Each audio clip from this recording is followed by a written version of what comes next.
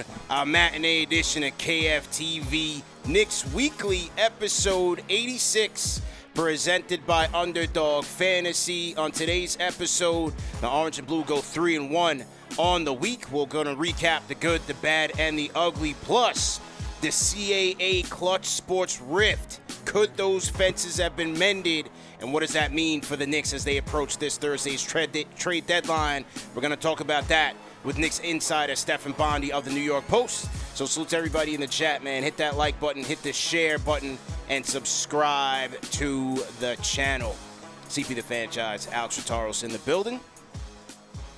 Salute to everybody in the grind, man. If you are on the grind, on the lunch break, man, throw a hashtag grind in the chat. Happy to have everybody in here rocking with us on this 12 o'clock edition of the show. But let's get down to it, man. We got Steph here, Knicks insider, almost 10 years on the beat, man. Almost 10 years on the beat, man. How does that feel? Crazy to hear, man. You reminded me of that before the show, and, man, it's still racking my Yeah, no, it's incredible, and salute to you, man. You covering the best team, number one market for a number of years. You've seen it all. You've seen all the highs. You've seen all the lows. But let's get into CAA and Klutch. Obviously, we know that, Leon Rose, Worldwide West, they've represented CAA for a long time, and they've come over to the Knicks. On the other side, you have Rich Paul, Klutch Sports, mostly operating out of L.A. with the Lakers, but, several clients around the league. First, from your perspective, how did that rift even start between those two factions? Okay, so I don't want to, I know I've heard different things. I don't want to speculate too much because, if I say something on your show, it's widely viewed. People just assume it's fact. So I'm not going to go crazy about what happened and how we got to the point of the rift. I do know what was happening before they pieced it up had nothing to do with, I know that Rich Paul was working with Leon and CA when they both had LeBron, and people just assume this is some petty stuff from back then. That's not what this is about. From my understanding, it was about more recent dealings. Now, I can't get into specifics about what happened and what caused the rift there.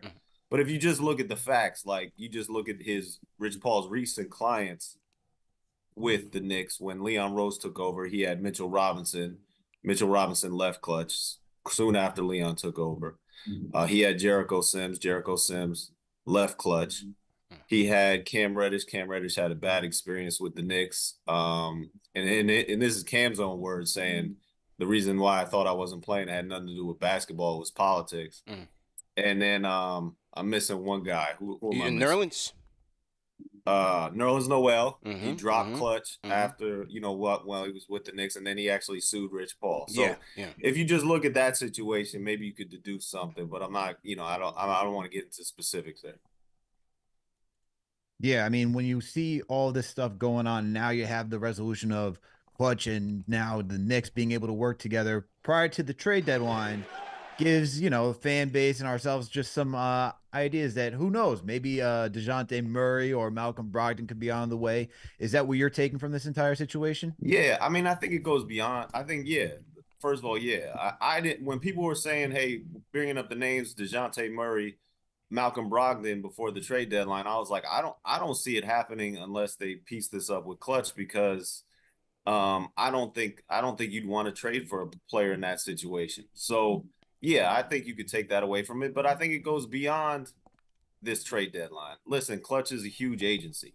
Klutch is going to draft players, have players that are in the draft in the future. They're going to have free agents that you're going to want in the future. So I think it was important to kind of hash things out, is the phrase I was told, and how things went down, and that now they're looking forward to doing good business together. And when you sit down and you go through, when I'm sitting down writing the story, and when you hear from it sounds like a mafia sit down, like they broke bread finally. So that part was funny to me, but I think it was also important to kind of get this out of the way, because it doesn't make sense for a basketball team not to do business with one of the biggest agencies in the NBA. Yeah, that doesn't make sense at all. But I just wonder, say from a trade perspective, even from like a Brogdon scenario where, let's say they go out and get him, he's got the team option left on his deal. you would think that they would look to trade that contract in the offseason to get a bigger piece. So you think, I'm just, in your words, that that potential rift would have had an impact on Portland's GM sending Malcolm Brogdon to the Knicks? What I'm basically saying is, how powerful is that agent interference I know what in you're that? saying. Yeah, I know what you're saying. It's hard to say. Yeah. I viewed it as a potential. The way I wrote it is a potential obstacle. Yeah. That when you're going through all your different reasons why and why not to trade somebody, here's one of them. That we could trade for this guy, and all of a sudden we're dealing with a representation that doesn't want our player there, that doesn't want that player there, and that becomes an obstacle, and it becomes a situation that you potentially don't want to deal with. And the way I phrase it is, you've removed that potential obstacle from these situations. I report Rich Paul wasn't going to block any trade. He wasn't going. If a player wanted to go to the Knicks, it was going to happen. But he just had stated. You don't really hear agents say this. It was his preference that players that he didn't want his players going to the Knicks. And now, when you sit down and you talk to him, which Leon Rose did in New York City the other day, you remove that potential obstacle. So that's why I thought it was important. And even with that potential obstacle, right, we got to think about the team that would be trading. So let's just use the Portland Trailblazers in this instance. You can cause a rift with Rich Paul and trying to get players over there if you trade him to an organization that had an issue with Klutch. So makes sense how it opens up the trade avenues, as you already pointed out, Bondy. But there's another guy that's been in the news recently who's connected to Klutch, and that's LeBron James. And we had Brian Windhorst today say, he's trying to use the Knicks as leverage and so forth. Could that be another reason for Klutch purposes? And hey, we get to use LeBron in this atmosphere to say, hey, we're going to position him for this offseason because he's going to have a player option. You wrote an article saying how it would make sense for LeBron to join the Knicks for where they are right now in consideration with how the Lakers are underperforming right now. So maybe is there like an avenue for Rich Paul saying, hey, if we have good dealings with the Knicks, who are now a good team, they're another big market and compete with LA. We can use this to help LeBron and potentially even make the Lakers better in the future. Now, I didn't hear what did Brian Windhorst say today? He basically just said similar to what I said about it. It was just a prop to put pressure on Pelinka to make a move at the deadline. The whole New York hoopla and all that. I don't buy that, man. Yeah, so when I wrote my story, that was the context of it. It was the context. Now, in my story, I wrote right at the top, it's not gonna happen. Don't expect LeBron James to join the Knicks, especially before the trade deadline. But I felt it interesting in the context of him coming to New York City for what you never know. It might be the last time he plays at Madison Square Garden. Yeah. I mean, he could be injured next year. I know he plans on playing next season when his son joins the league, but you never know at this point. The guy's 39 years old. Yeah. And in the context of he's coming to the Garden for the first time in his very long career where the Knicks are in a better position to win a championship than the team that he's on currently. And if I were him, I'd be looking at different avenues to try to get out of the Lakers situation because it's not a good situation. No. And the Knicks are among the teams that I'd be looking at just because they're in a much better situation. I'd be looking at the Miami Heat as a possibility, rejoining them. I'd try to get to the Phoenix Suns. I listed those three teams. Now, do I think it's going to happen? No. LeBron James has a lot of ties to LA. He's got his family there. He's got his son playing USC. He's got the Spring Hill Company. He's trying to make Hollywood moves. Yeah. So I don't think it's going to happen. I think his preference is to stay in LA, and I think they're going to try to make it happen. But when I did interview him that morning before the game, there was clear angst, man. He didn't want to touch his emoji. He didn't want to touch his talking about his player option for next season and his future in LA because, in my opinion, he's trying to put pressure on the organization to make a move. And, make a move for somebody like Dejounte Murray, who's another Klutch client.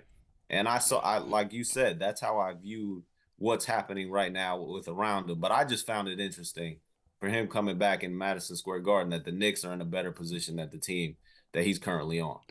No question about it, man. And once again, we're talking to Stefan Bondy, Knicks insider who covers the team for the New York Post. Salute to everybody in the chat. Once again, hit that thumbs up button for you boys. If you guys got questions for Steph, for us, call us up on the KFTV Discord. So now on the Dejounte Murray front, I've been going back and forth on this because it's just not clear the Knicks' interest in him. I look at him as a player, the 3 years on his deal. how that might cap them going forward. What do you gather with Dejounte Murray and the Knicks' interest in him as we approach the deadline? I don't think at this point it's likely. Now, I think the Knicks have shown interest in him. They've had different discussions about him, but I don't see it at this point as something that's going to happen before the trade deadline. I think the move that they're going to make, if they make a move, is going to be something more in line with Bruce Brown, with Alec Burks, with Bojan Bogdanovic. I think that's where they are right now, simply because DeJounte Murray is going to cost them too much, and they're still looking. I know they're in a win now mode because they have a very good team, but they're still looking towards the future and still trying to keep their assets for that superstar that's going to become or supposed to become available at some point, whether that's in the summer or during next season. So I don't think at this point DeJounte Murray is the likely option for the Knicks. Do you think DeJounte Murray is an offseason acquisition instead of Donovan Mitchell? Interesting, but I don't see it. I know a lot of people. I like DeJounte Murray, but he's not working out with Trae Young. Why do you think he's going to work out with Jalen Brunson? He's not the greatest fit, and neither is Donovan Mitchell for that matter. But in my opinion, Donovan Mitchell is a better player. Again, I've heard different things about Karl Anthony Towns. He's a player that might become available, not before the trade deadline, but possibly after the season. So I don't think they're going to use their assets to get DeJounte Murray. I just don't see that move happening. Again, this trade deadline, from what I've heard, it's going to be more of that role type player, that the names that I mentioned earlier. And that's what they've always done, right? From Rose to Cam to Josh Hart, they always seem to try to just get a guy on a bargain basement deal. Whether you want to argue, trading the first for Hart was like that, but I just feel like it's along those lines. Like maybe it's a Brogdon. We'll see if Troy Reaver relents a little bit on his trade request. They got to. Why would you keep these dudes on Detroit, man? Yeah. I don't get it. It makes no sense. Makes no sense, man. Who else do we have? Any sleepers? Any sleepers that we're not really thinking about right now? Yeah. So the one guy, and it's a weird, and it's not being brought up. This is just me talking. Clint Capella in Atlanta, because the Knicks center situation is a bit of a mess, right? You got Mitchell Robinson, and a good mess in a lot of ways, but you got Mitchell Robinson, who you don't know how he's going to come back. You got Isaiah Hartenstein, who has been playing tremendous, but then he's going to be a free agent in the summer, and the Knicks only have his early bird rights. So they can't pay him more than $16, $17 million per. Now, he might get more than that the way he's playing. Yeah. So you're gonna go into the summer and might have to lose him. Why not try to, I guess, consolidate your centers? So you also have Precious Achiuwa and Jericho Sims. Why not try to consolidate this situation? Get a guy like Clint Capella, who, to me, fits exactly with how Tom Thibodeau wants a center to play in the NBA. And he has I know the Knicks, from what I've heard, they really want to acquire a player who has money left on his deal after the season, so that they can use that money to try to match salaries to get that superstar player. Clint Capella, to me, fits checks a lot of the boxes that the Knicks are looking for. And he settles that center situation that I was talking about. So that's just me throwing it out there. I like that idea. The other thing is them not doing anything and then wait until the buyout market to see how that goes with Kyle Lowry and Gordon. So there are different avenues they can go for sure. You said Gordon Hayward, right? Your audio kind of chipped out, but just making sure we heard you. Yeah, Gordon Hayward. Okay. Is there any Klutch clients that you'd expect that could be on the low key right now? Like you got Jeremy Grant out there, other names like Zach LaVine. That's another name that's been thrown around in connection to the Knicks. Do you see anyone? Well, he just had nature? surgery. I mean, Jordan Clarkson's a Klutch client. His name's been out there. He's a Klutch client, right? Am I right? Yep. Yeah. Clarkson is a Klutch client. Yep. So he's another guy I'd keep an eye on. I saw Joe Varden, who does an excellent job in Cleveland, actually say, and he said he's cool with Jordan Clarkson. Him saying that Jordan Clarkson wants to come to New York. So to me, that was like, that's kind of a big deal. Now that doesn't mean they're going to get him. I think Jordan Clarkson costs a lot of going to cost a lot of assets and all that. But I thought that was interesting, and he's certainly somebody to keep an eye on. What do you think Portland wants for Brogdon here? Is it Grimes and the money, or is it a pick? What do you think? It's a good question. I don't know. I don't know what Cronin wants. I will say this. I do know that the Knicks have been shopping Quentin Grimes pretty aggressively. Mm. I've reported that he's, his frustration in the role that he's in, and some of it is understandable. Listen, he came in after, last season he was expecting this upward trajectory. He was in the Rising Stars Challenge. He got selected to Team USA Select. He was getting a ton of minutes. He was scoring at a higher rate. And then he came in this season and it's just been down. And he thought that after the trade, the OG Anunoby trade, that was going to pick up again. And it really hasn't. And now he's injured. And so I think that there has been an idea that if the right deal comes along, the Knicks are definitely willing to give up Quentin Grimes. How other teams value him, I'm not sure though. I know that I heard that the Dallas Mavericks were interested, but what they were willing to offer was getting rebuffed by the Knicks. Mm. And what's the right offer for Quentin Grimes from the Knicks perspective? Don't know. I know that they still do value him. Tibbs may have soured on him recently just because if you just look at the playing minutes, the playing time that he's getting, and he's certainly Donte DiVincenzo has earned that role, and that's a lot. That's why I said it's understandable Quentin Grimes' frustration, but some of it is also on him. The reason why Donte DiVincenzo is excelling in that role is because he doesn't care, man. Like he doesn't give he's got balls, man. Like he will shoot that ball, he will shoot that rock, no matter what. And that's what you need in that role. And he's also moving well without the ball. I think Quentin Grimes, when you watch him play recently, he just doesn't have that confidence. And I think that took away from, what he was doing earlier in the season and put him in the position that he's in now. He needs to regain that confidence. Now, whether that's with the Knicks or another team, I don't know.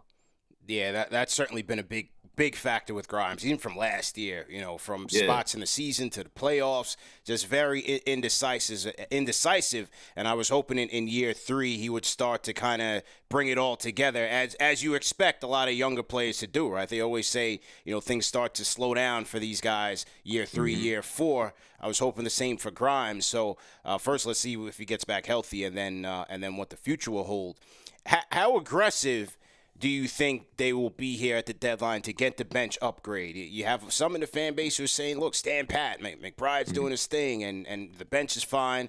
And then others, like myself, I think they need to make a move here. I really do. I think they'll be pretty aggressive just because I told you the Quentin Grimes situation, but also Evan Fournier. Like, I know they can hold on to him and use his team option in the summer, but I think they really want to move him and do the right thing by him. I mean, the dude's been a total professional. Like, he shows up every game. I know he was dealing with a personal issue recently, and people were speculating like, nah, not trade's coming or he wants to leave the team. Nah, it was a legit personal issue that he was dealing with.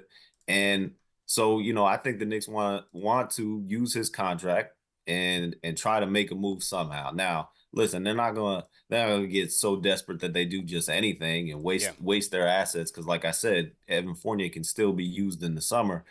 But I think they want to do something. I think the clock is certainly ticking with Evan Fournier, and they have reasons to want to upgrade the bench and try to find another shot creator and try to find somebody to help out Jalen Brunson in the bench, because when you give up Emmanuel Quickly and you give up RJ Barrett, you're losing points, man. You're losing offense. So I think they still need to fill that hole.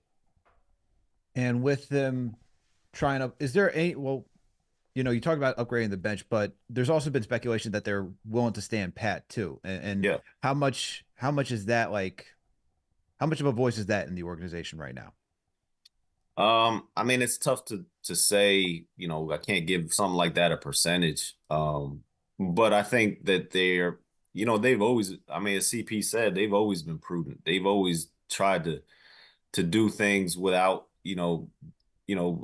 overreacting or making the wrong move just because there's pressure or, the fan base is clamoring or the media is clamoring. Like, they will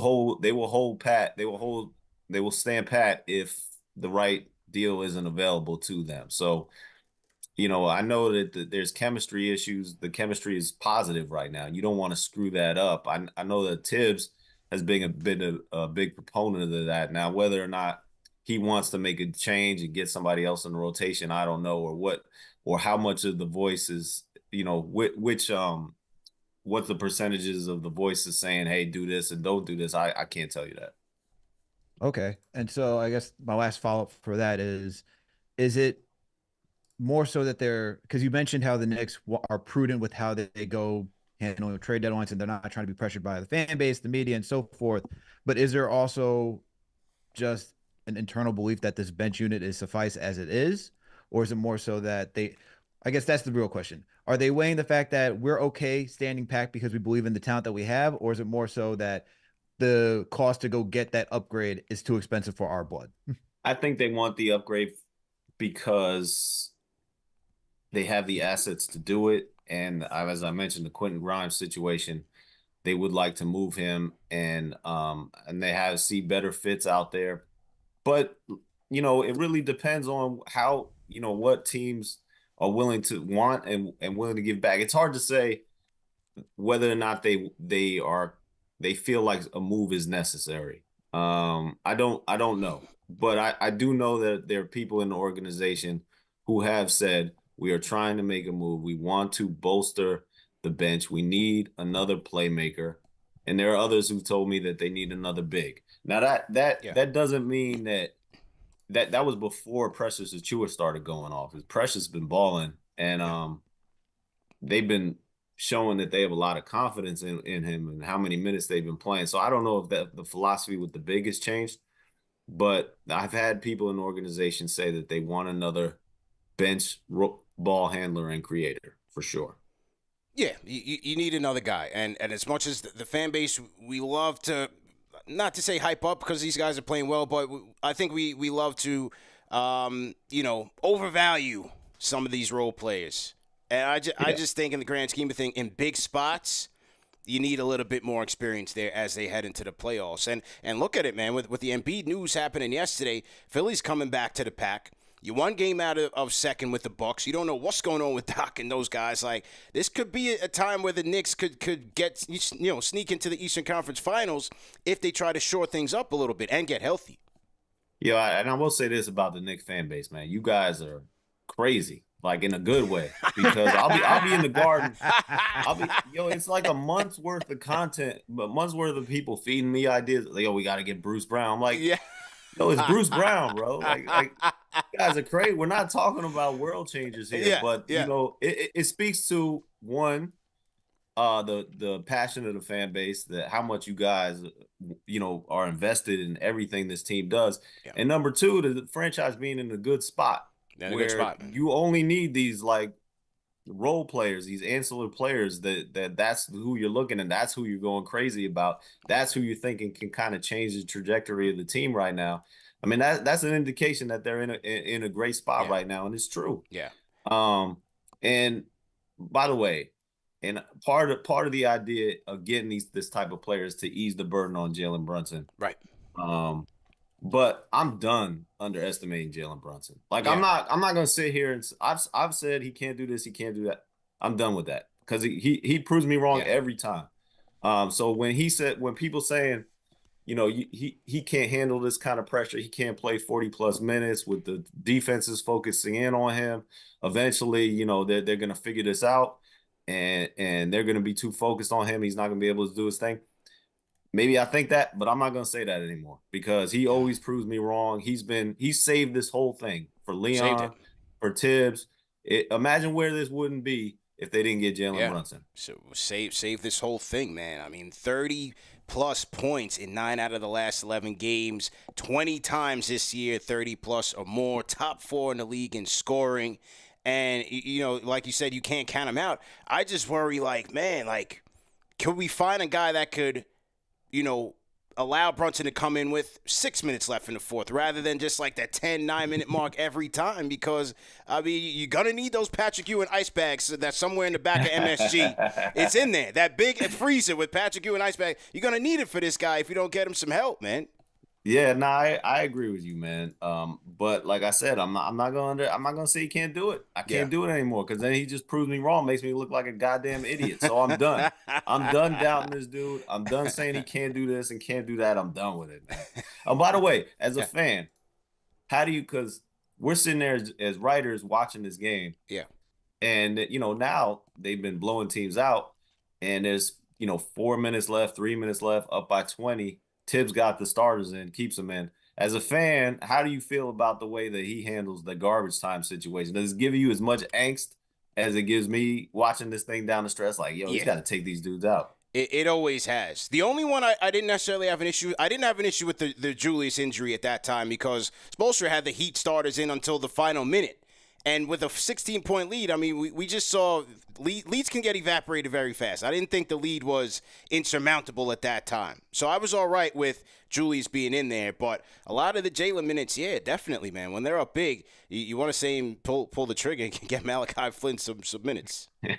Okay, you were asking for Malachi Flynn for some minutes now. Oh, my God, CP. Come on, man. Somebody, Good man. God. Get Archie Diacono some minutes, Yeah. somebody, man. But And yeah, by the way, I don't know if Donte DiVincenzo watches your show, but I was talking to him in the locker room, and I told him "Muddy Waters" by Redman is one of the There best. we go. He was trying to tell me, I don't know, we were having a conversation about music, and I was telling him "Muddy Waters" by Redman is a must listen. So It's a there you go. classic. That's the album cover. Go for it. It is an absolute classic, man. No question about it. Al, what were you saying? No. I was just going to say for like the minutes, I'm not like recently after the OG trade, you don't want to see these guys play a lot of minutes just because it's such a top heavy team now. Like, we're not 8-9 deep as we once were. Now we're 6 guys deep. I mean, now you have McBride playing well, but he hasn't shown that he can consistently get downhill to be that 7th guy that could be like, all right, we can rely on him, or even with Quentin Grimes, like going up and down in his production. But you would like to, I think, depending on the game, you'd like to see Tibbs give the bench a little bit more leeway instead of just seeing, all right, McBride gets 9 minutes, we're cutting it short. Brunson, get back out there. And Tibbs feels, I mean, this is true. He feels validated by what the NBA put out when they said that load management doesn't work. Now all of a sudden the NBA is like, yeah, well, we want everybody to play now, so our scientists are saying that it doesn't work. But, yeah.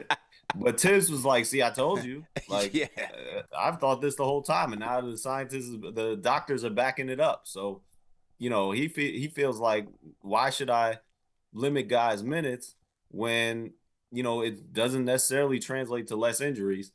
And his whole thing now about load management is it's not about resting games. It's like, we don't do practice anymore. And that's true. They don't practice anymore. Yeah. Like they've had 2 days off between games, and they didn't practice either game before this Memphis game coming up. I mean, so they just took 2 days off. So that's kind of how it goes now in February and March and January. That's how he views load management. And just to hold on, one question about the practice situation. Is it that it's not organized scheduled practice and guys just decide to go and just get some shots up, or like how does that work? Yeah, so I mean, guys do have the option of going in, and some of the guys do, but there's a difference between just shooting around and having a full-blown practice. And they don't do full-blown practices during the season like they used to. And certainly when you get to this part of the season, they really aren't doing it at all. I mean, maybe they'll have 1 or 2 practices in a month.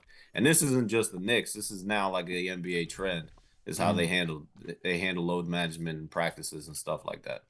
And by the way, there's too many games in the season. There doesn't need to be 82. That's just my opinion. Well, once again, we're talking to Stefan Bondy, Knicks insider for the New York Post. Salute to everybody in the chat once again. Hit that thumbs up button for you boys. Remember that this show is presented by Underdog Fantasy. Knicks fans, use our code KFTV for a first-time deposit match up to $100. Play the Underdog Fantasy Pick'em game and win. Have a chance to win up to 20 times your money. They also have the daily fantasy option as well, something that I've been beating Alex every night since we started doing the draft. So we'll see what happens on Tuesday night for our daily draft. Stay tuned and see who comes out a winner. You know what? I just, now that you said that, you gotta give credit to the Knicks chick because she's whooped both of our butts. So give her some credit. She has. She's definitely a fantasy basketball shark. So she's been doing well in her own right. On the injury front, listen, OG Julius, we got to get those guys back. Let's start with Julius. Earlier reports are stating that the organization, they're going to reevaluate him in 2 to 3 weeks. What do you think about where things stand with his injury? Well, I think that was positive news because there wasn't a clear understanding whether he was going to opt for surgery during the season, which would have meant he wasn't playing until next season. Now, dislocated shoulders are tricky. My experience with covering people with this injury is that once you get them, and if you don't have surgery, you're highly susceptible to re-aggravating and dislocating your shoulder again. So right now, I think the process for him is I'm rehabbing with the idea that I'm going to come back this season, and we don't know when that is yet. I don't think Julius knows when that is yet. But when he does come back, it's going to be worth monitoring. Like, he's a physical dude. Like, that's how he plays. So if you're in there banging in the paint, is that shoulder going to get re-aggravated? Right. I don't know. It's something to monitor as, when and if he does come back.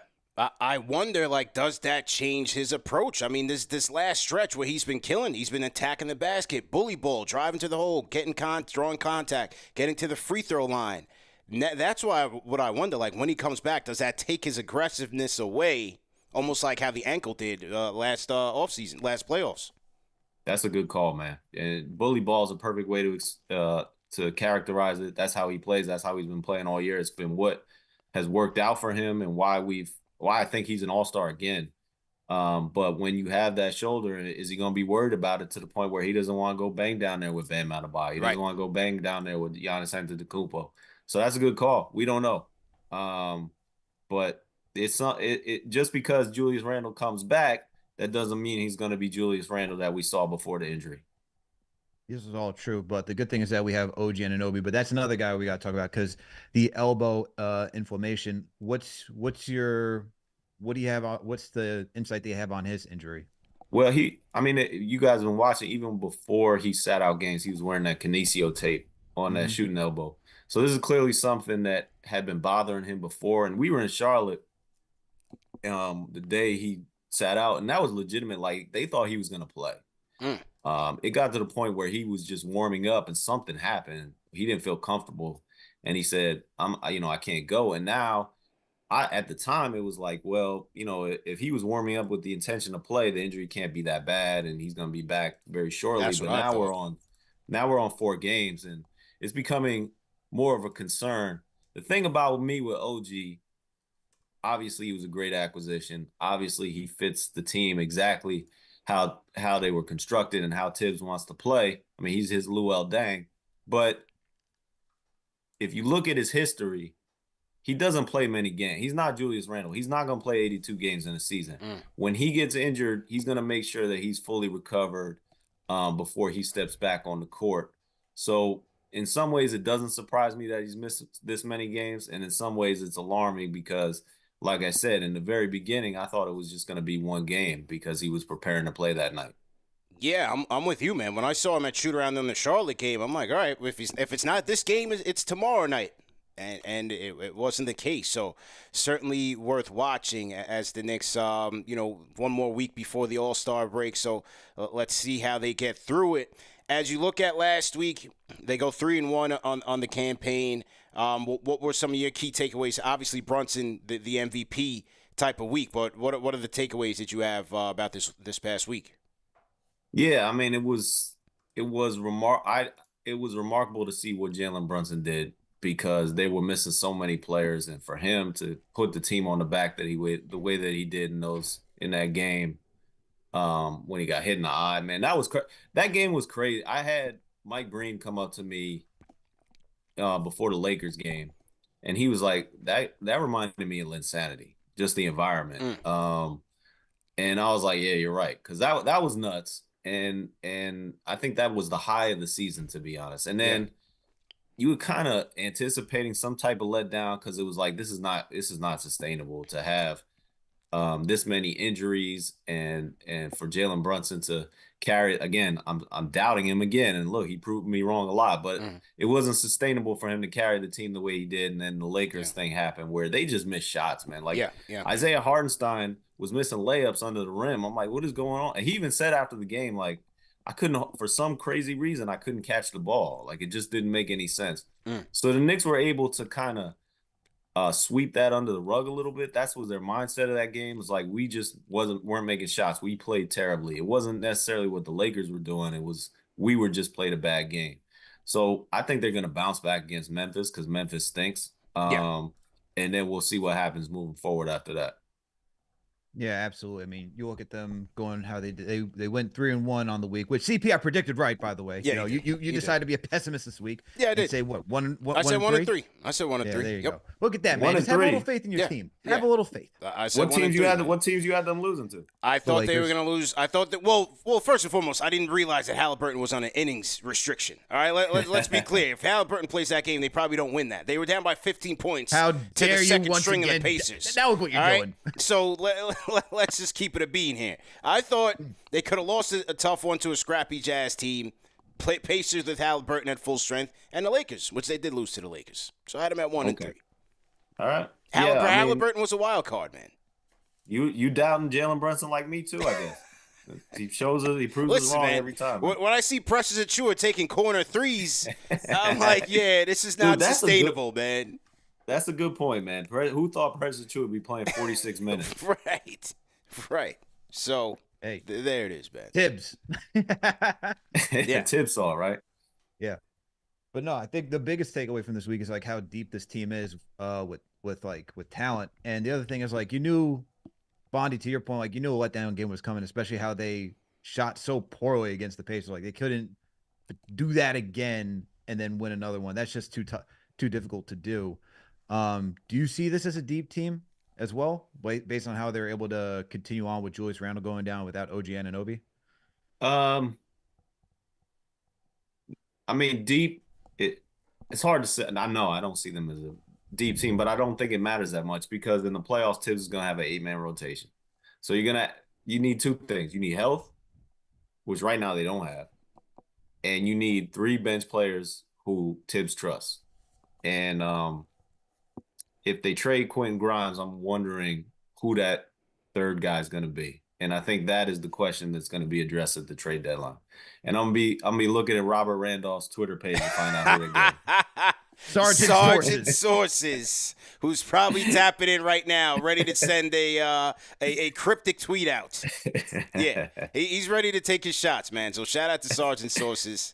That's our guy, our resident insider in his own right, in his own mind. I should say. President of the Julius Randle Hive. Yeah, president of the Julius Randle Hive. Yeah.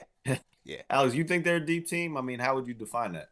I think they're deep enough where they can get through the regular season playing it the way that they are. I think if you were asking me for the playoffs, they're not a deep team just because, as you point out, you need 8 reliable guys that you can go towards. And I think the one key thing that they don't have is a guy that can consistently get downhill for that second unit to relieve Brunson. But I think the way they're currently constructed, they have enough talent to do what they did to go on this 9-game winning streak with guys like Julius and OG missing. I wouldn't necessarily put a lot of stock in this type of team going a 7-game series, even in the first round. I wouldn't go that far, that deep. Yeah. I will say this. Miles McBride has gotten a lot better. Yeah, and he's shooting a lot better than I thought he'd be able to do in his career. And he's taking that next step. Now, whether that would translate in the postseason, I don't know. But he's somebody that surprised me this season.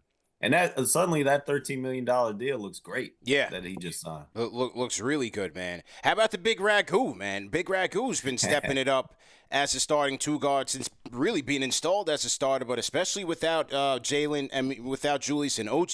Like you said, he's just a decisive player. Makes smart plays, rarely takes bad shots, always making good decisions. Even when he attacks the basket, and I know that he's probably not going to make it, I still like that he's aggressive in terms of forcing the issue. I like that. He's been my favorite player to watch, man. Just because you said that aggressiveness, he does not care. And you say he doesn't take a bad shot.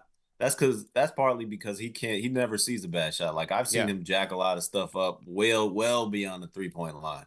And you have confidence that it's going to get in. He certainly has confidence that it's going to get in. I don't know if it still holds true, but I had done a story on him recently where if you go back to the day of the trade, December 30th I think that was the day of the trade, up till whenever I did the stuff, maybe February 1st, nobody in the NBA, not Steph Curry, had taken or made more 3-pointers than Donte DiVincenzo.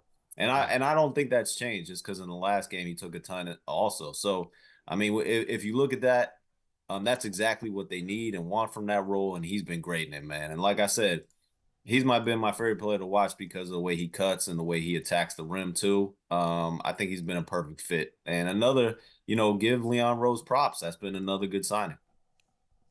Another big one, man. You definitely have to give him a lot of props because this one's looking like another bargain, one of the biggest bargains in the league. You got this guy on a mid-level exception, and he's playing like a quality two-guard and giving them what they need from the position. So he's been great. The step splash brother, CP. The step splash brother. The step splash brother. Okay. Yeah. Okay.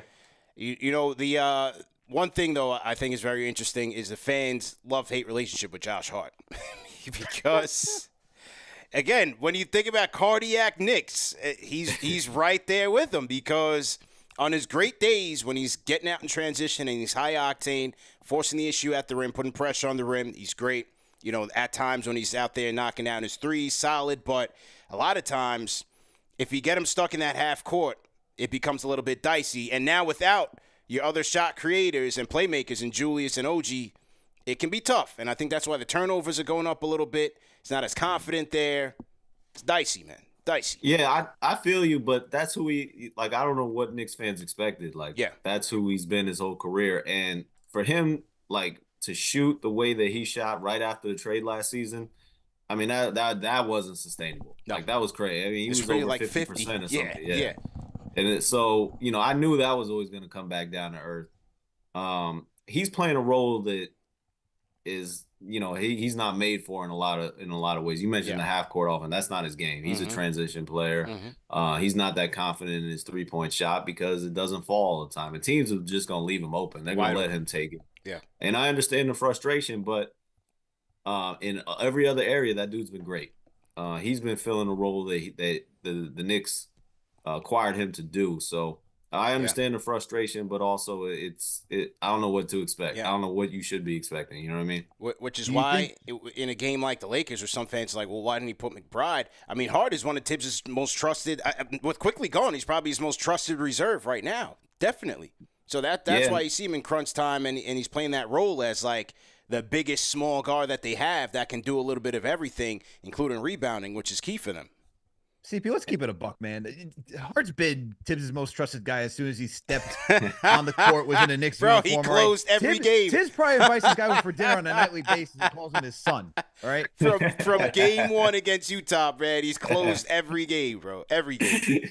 Yeah, you know what's funny? I love interviewing Josh Hart, man, because he does not care. The other day, dude, he's like, I'm playing too many. I'm demanding a trade right now, and everybody's like, man, we can't take this dude seriously. But he's like, I call him Kvetch because he just complained. He just wants to complain. Like how we complain about our jobs. It sucks. My commute sucks. That's how he talks about being a basketball player for the New York Knicks. I'm playing too many minutes. I want to trade. He says that stuff all the time. He's hilarious. Do you think that there's a over-reliance on Josh Hart at times from Tom Thibodeau? Because there's some rotations out there where it's like, okay, I'd like to see Donte in there just for some spacing. Because you look, they can shrink the court when he's out there since he doesn't hit from three like that. Yeah, I mean, recently though, how many minutes is Donte playing? Isn't Donte playing a ton? No, he's up there now with all the injuries. Yeah. But I'm saying even pre-injury, even before everyone went down, he was still averaging 19 minutes with OG here, and I'm like, I think it was against Minnesota. I was like, all right, you left Josh Hart out there for a little too long in the fourth quarter. We need some 3-point shooting because they're all just it was OG, Hart, Randle, and Hartenstein and Brunson out there. I'm like, I think we need some 3-point shooting, and they're just trapping Brunson at this point. We need another guy who can control the rock. That's just my thoughts on it. Yeah, I mean that goes back to also the depth and the need for another offensive creator. But I mean, with Tibbs, defense is non-negotiable. Size is important. Rebounding is important. He takes all that into consideration. And Josh Hart is, as you said, that's his guy, man. That's his guy, and he's gonna roll with him. So yeah, I'm watching the game thinking a lot of the same things you are. But it's hard to argue with the results especially recently in the fourth quarter. Yeah. Not the Lakers game, but they've been, since the OG Anunoby trade, they've been the best fourth quarter team in the NBA. And that, to me, that's the biggest indicator that you're a good team, because when it becomes a time to actually win the game, and we all know, we've been watching the NBA for a long time, sometimes the first three quarters don't matter at all. It's how you close the game. Yeah. And so when teams actually start playing, and when they put in their best players and start playing the hardest they can, and the Knicks are among the best teams in the NBA during that time period, to me, that's a sign of a good lineup and a good team right now. And Josh Hart has been a part of that closing lineup. Yeah, for sure. Well, they do a good job of getting boards on both ends. They play defense, especially when OG's healthy. They seem to always force those turnovers and go on those runs in the fourth. And then you get it down to 5 minutes or less. You give it a Captain Klutch and get out of the way, man. It's a winning formula. It's absolutely a winning formula. So let's see how they fare this week, man. They got home against Memphis tomorrow on Tuesday, Dallas on Thursday, and then a rematch with Halliburton, Obi Siakam, and the Pacers at the Garden. Steph, your prediction for this week, man. What do you think, man? All right, give me the games again. I'll tell you the score one by one. All right, home against Memphis. I got to give you scores or just a... No, just what do you think overall? Is it going to be a 3-0 Knicks week? Knicks win. Derrick Rose comes back, but Knicks win. Okay, and then home again against the Mavericks, rematch. Luka, Kyrie. Now, this is a good game. This is going to be a good game, man. Battle of the MVP candidates, you know? Yeah, and Knicks own one. After losing in Dallas, that was a good game. I'm going to say the Knicks win, though. I'm going to say the Knicks win. Okay. And then Halliburton, Obi, and Siakam coming back for revenge to finish what they started. What do you think, man? Now, do we know if Halliburton's going to be on his, like you said, innings limit at that point? That won't be too clear. All right, I'm going to assume he's not, and I'm going to say Indiana takes that one. Okay, so Stefan Bondy's going 2-1, Al. Let's note that down. Al, where are you going with it, man? I am going, let's see. Need to check one thing real quick. I'm going to go. I'm going 3-0, CP. Wow, you're going 3-0, man. Yeah, you want to know why? Yeah. Because it looks like Halliburton's still on that innings limit. That's not 20 fair, minutes man. against the Hornets. Come on, man. He played 20 minutes against the Hornets? When, last night? Yes. 20 minutes. Okay. All right. I'm going to go. Bondy, you can amend if you want to. No. I'm going to stick with it because we don't know what's going to happen by the time they play the Knicks. So I'm just going to, I don't want to be fake and take it back. So I'm still where I'm at, 2-1. Now my prediction is without a healthy OG Anunoby. For some reason, I just feel like they're just going to let this thing rock out to the All-Star break. But, so if he doesn't play, I'm going 2-1. I'll give him a Memphis game. If Halliburton's on a restriction, I'll give him Pacers. I think it's Luka Magic at the Garden on Thursday night, man. I think it's a tough one against the Mavs. I think Luka puts him away. So I'm going 2-1. If OG plays, I'm going 3-0. I never know if Kyrie's playing. Is he hurt or is he? Yeah, he's another one. He's another one whose status is never clear. He was the one guy, man, where he killed OG. Yeah. So did Luka didn't even play that game? No, Luka didn't play. It was the Kyrie led Mavs. They had OG on him, and he was crossing. It was giving him the business, man. Yeah, that's a tough one. I mean, Kyrie's just so quick, agile. The control over the rock is just insane. That's just a tough cover off for anybody. Yeah. Boy, oh boy. This guy, Hasib Mian in the chat says CP dooming. I gave him 2-1, over 500, and maybe 3-0. This is how my own fan base treats me on this show, man. They call me CPA Smith now. You just can't please these fans. They're crazy, like you said, Steph. Very crazy, man. So there that is, man. But great show, Al. Great show, Stefan. Let the fans know if you have anything on the stove. Anything going on this week? Yeah, I'm writing actually today for Post Sports Plus, so you need to subscribe, and you can do it for free. It's a free trial, but I'm writing a trade deadline primer of everything that's coming up, everything that's on the table, everything. So click and subscribe. There you go. There we go. And then you'll also be on the putback with Ian Begley. When is that? Wednesday? There's been some confusion about which day I'm coming on because the times have been switched, so I don't know. But yes, at some point this week, I'll be on the putback. All right, there we go, man. Well, we definitely appreciate the insight. Great show, and hopefully we can do this again soon, man. Yeah, man. Thank you for having me. Absolutely. That was Stefan Bondy, Knicks insider for the New York Post. Salute to everybody in the chat once again, man. Hit that thumbs up button for you boys. Another A1 KFTV production. Just to give you guys a quick programming note, after this, I got to shoot down to the WFAN studio. I'm going on with Evan and Tiki, man. 4 to 5 on WFAN and SNY, man. I always got to set Evan Roberts straight whenever I get a chance. So he's bringing me into Tiki the studio. Straight too? Can you set Tiki straight too? Because man, this guy's like doubting Jalen Brunson. I'm listening to him. I'm like, what is happening over here? No, I got some smoke for them, man. So don't worry about that, man. So, but 4 to 5, tap in and call in 877-337-6666. I'll be on with Evan and Tiki, and then tomorrow I'll be on the putback with Ian Begley at 3 o'clock Eastern time, and we'll be talking trade deadline and the like with Steve Popper of Newsday. So make sure you guys tap into that. And yeah, man, great show. Remember that the show is also available in audio podcast format. Support our sponsors, Underdog Fantasy. Hit the link in the description for a $100 first-time deposit match. Great show, everybody. We'll see you guys tomorrow. Peace.